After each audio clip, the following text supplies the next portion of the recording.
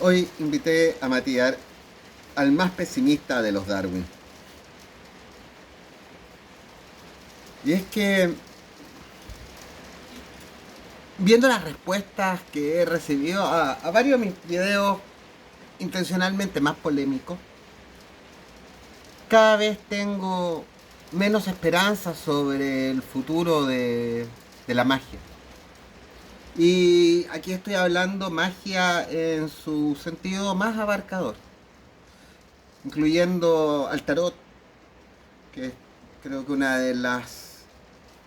uno de los ejes articuladores de la filosofía mistérica que nos permite conectarnos desde el Renacimiento hasta el presente, y la astrología, que desde antiguo fue una de las herramientas que usamos los magos.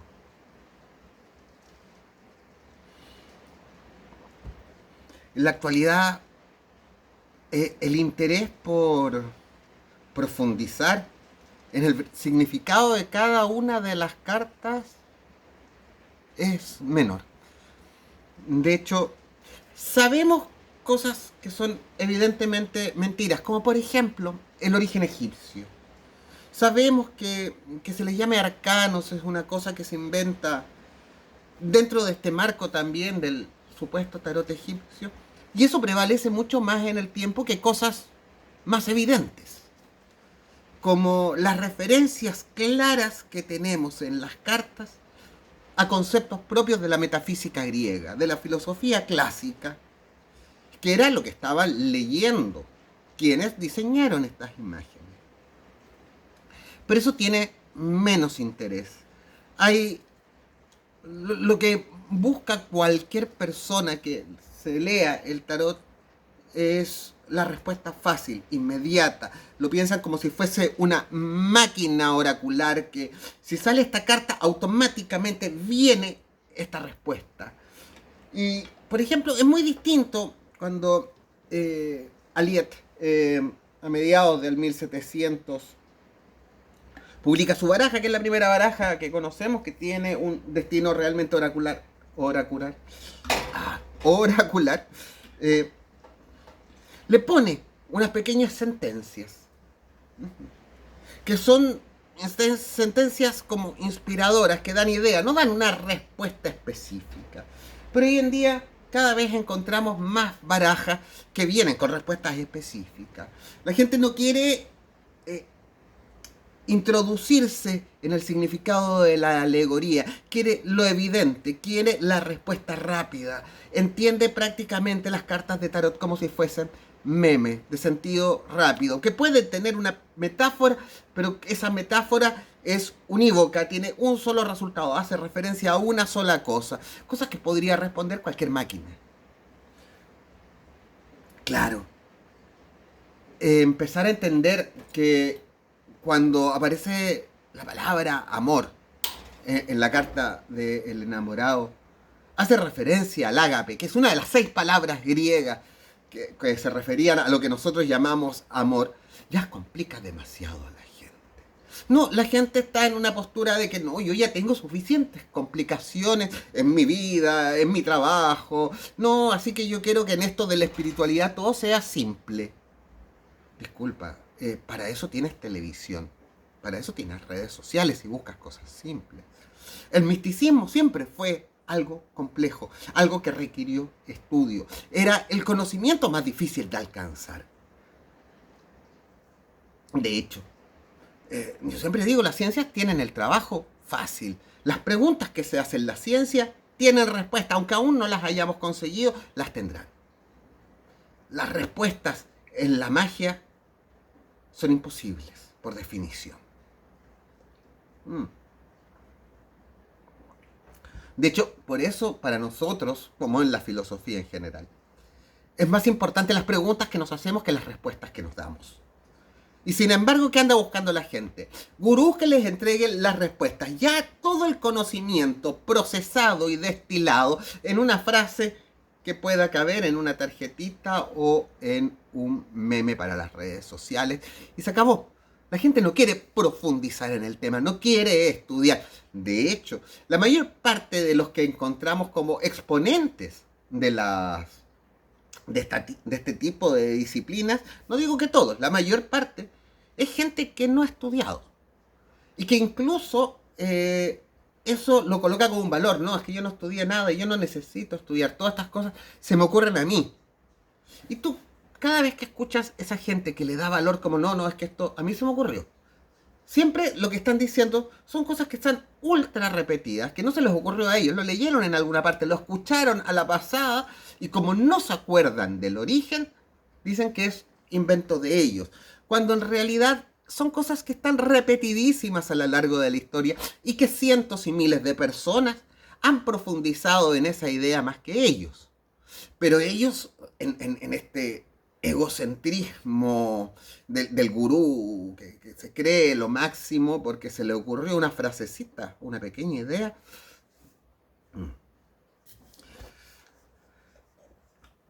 Por otra parte tenemos esto de que va en este mismo sentido del malentendido que está, no, es que esto lo siento, esto como que prácticamente es como si dijeran que lo canalizan. Y es que tiene que ser algo que les guste, es como que el ámbito espiritual es una cuestión es un mundo del placer, de donde puedo estar a gusto. Y que no, es que a mí no me gusta, no sé, tal corriente, así que a mí me gusta esto. Y por lo general las cosas que les gusta tienen que ver con evasión, porque no sé, me gusta esto de la India, no me gusta rezar en latín porque eso es de católicos, pero te puedo rezar en sánscrito, no entiendes ni lo más mínimo de sánscrito. Y incluso estudiándolo, tus posibilidades de llegar a tener un conocimiento profundo de esas lenguas es muy difícil, por lo menos el latín. Es lengua madre de nuestro español, que es una lengua romance, es una variante del latín. Pero no, eso no me gusta. No, porque el cristianismo no me gusta. Y ahí, por ejemplo, se nota el bajo nivel de razonamiento de la gente que está metida en esto. No, porque la gente que va a misa, va a misa y después es gente muy mala. A ver, perdón. Eso, ok, hay gente mala. Sí, lo que estás diciendo es una realidad. Hay gente que va a misa y sale portándose igual de mal. Pero eso no es culpa de la religión, no es culpa del cristianismo, es culpa de la gente. Y ahora dime, ¿en qué ámbito de la vida no ocurre eso?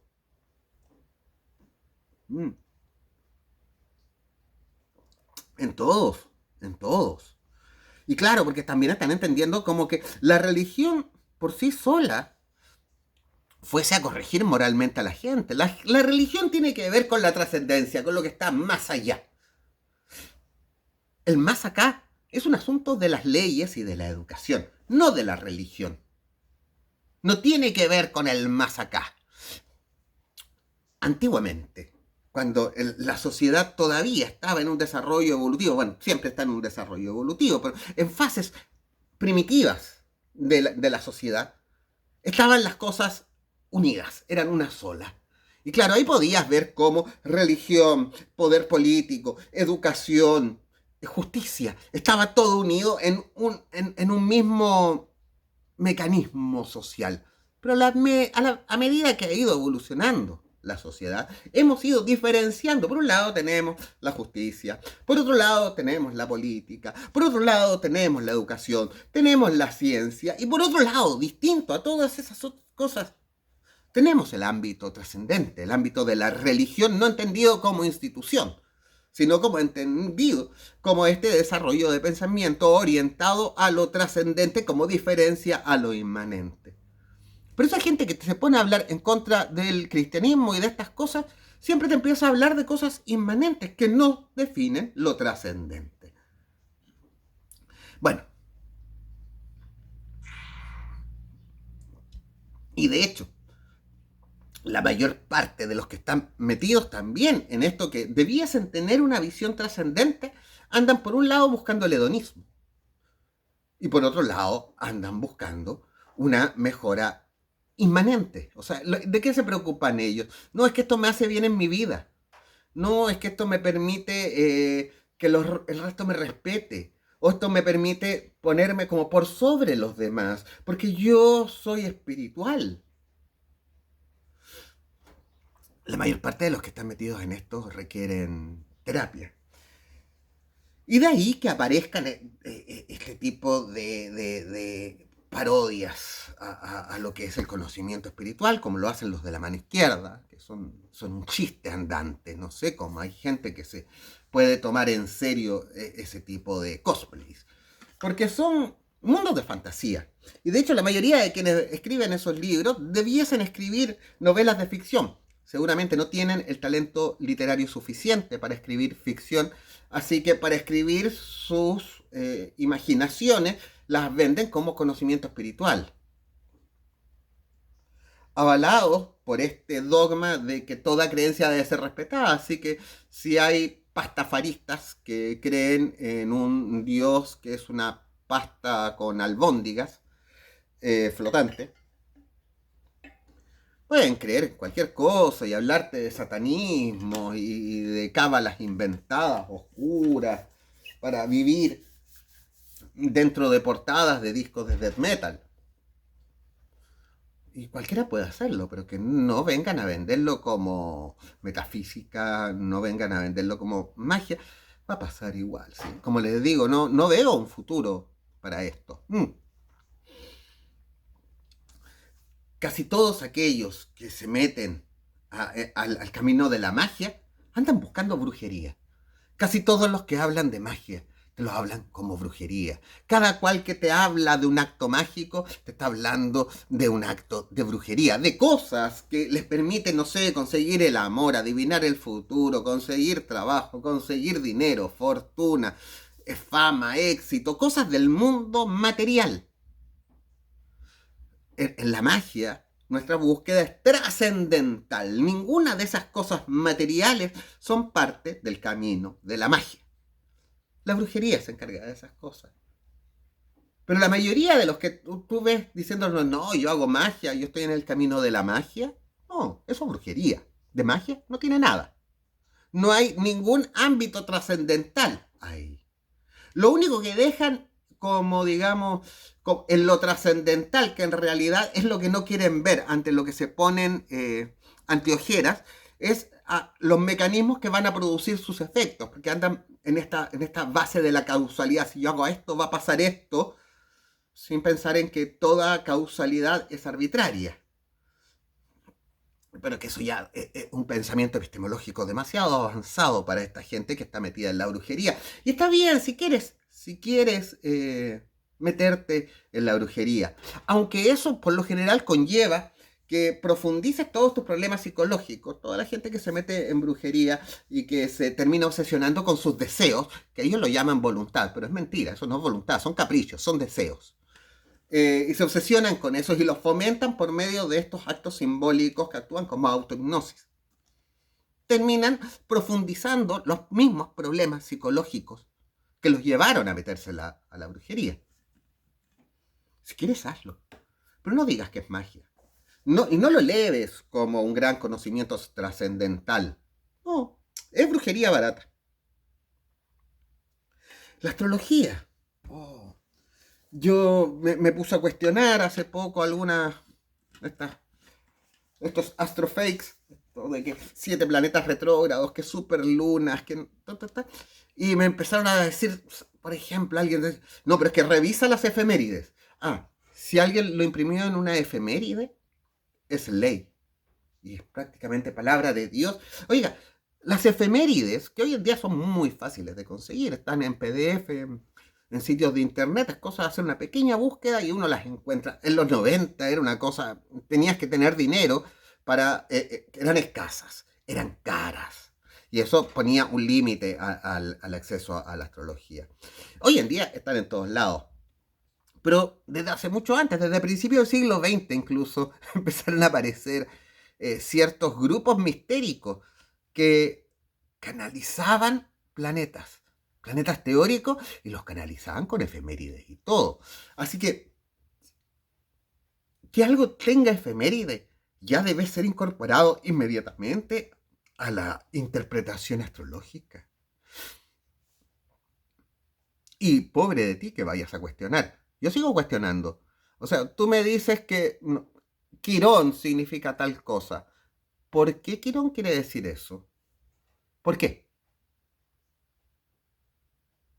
No, es que Quirón quiere decir... A ver, pero, disculpa. Los griegos a ese asteroide no le pusieron Quirón. De hecho, ese asteroide no se observó hasta la década del 60.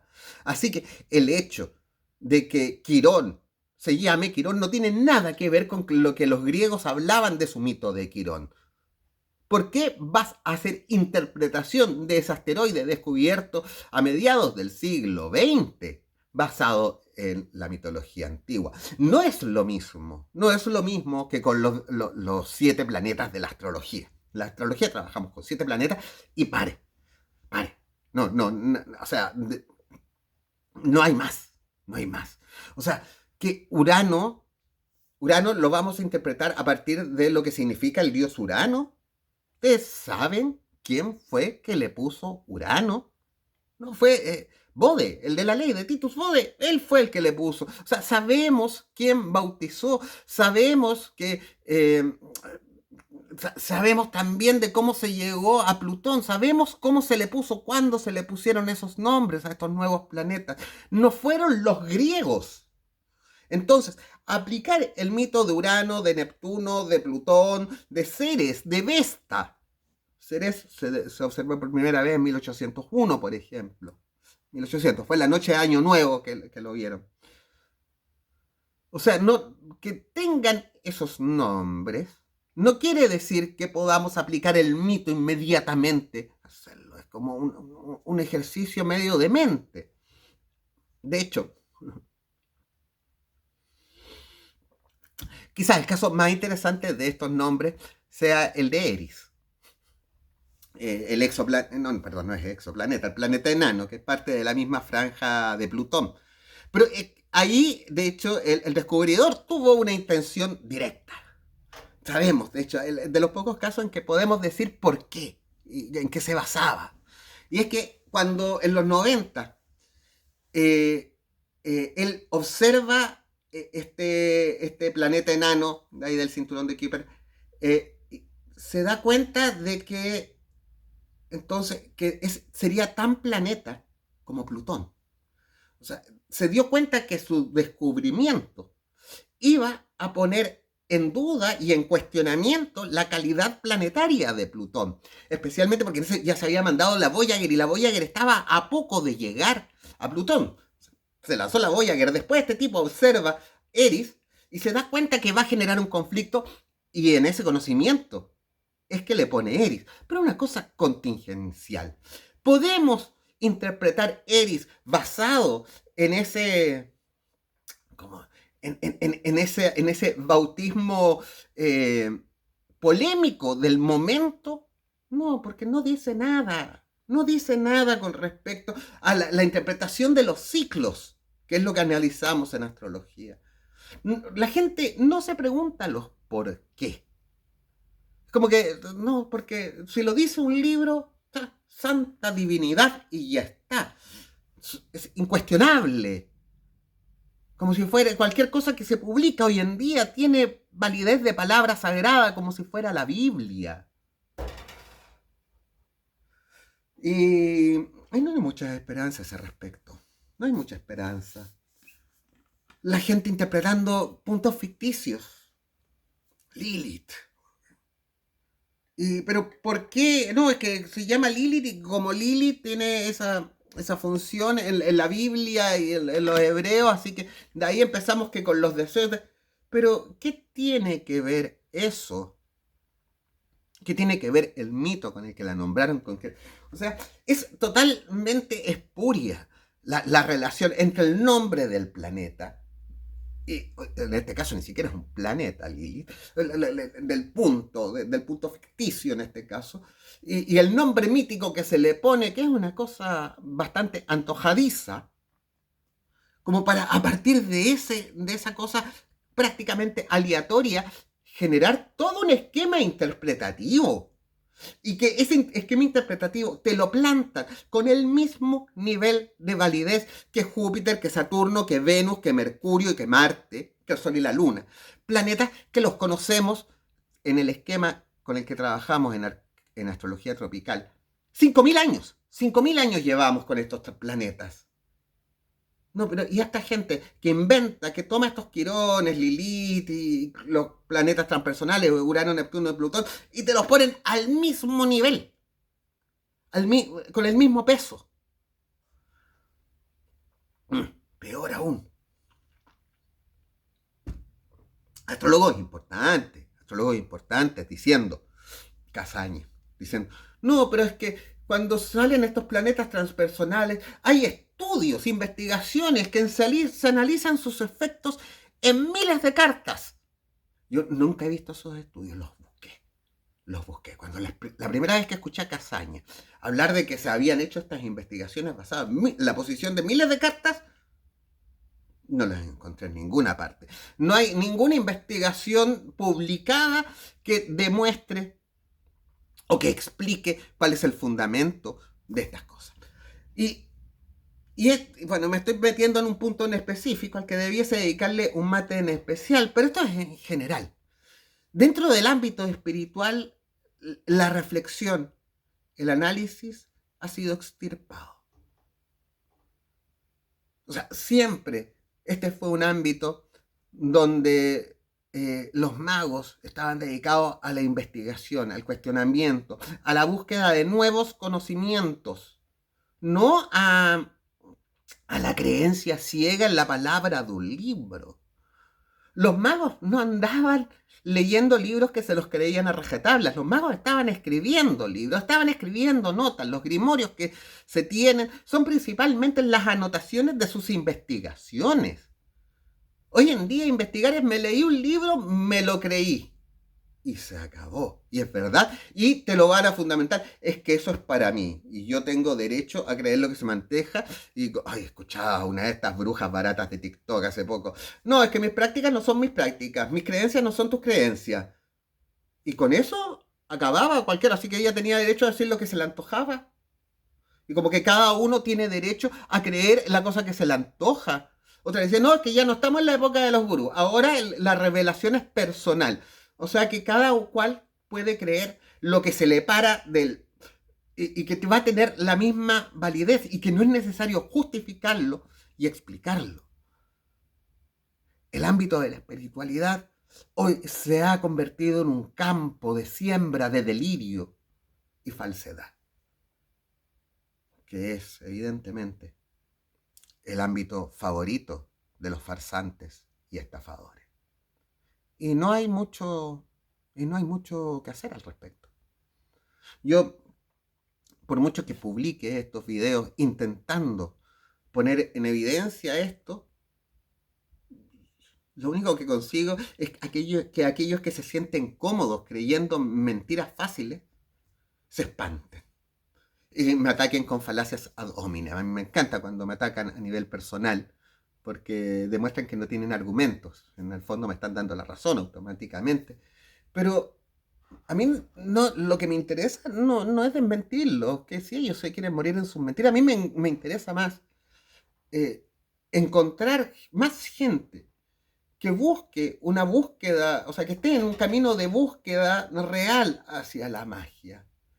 Y van apareciendo algunos pocos, pero son siempre las excepciones entre ejércitos de creyentes ciegos en verdades cómodas. ¿Cómo les digo? Hoy día invité a matear al más pesimista de los Darwin, pero tenía que decirlo. Peucayal, compucha.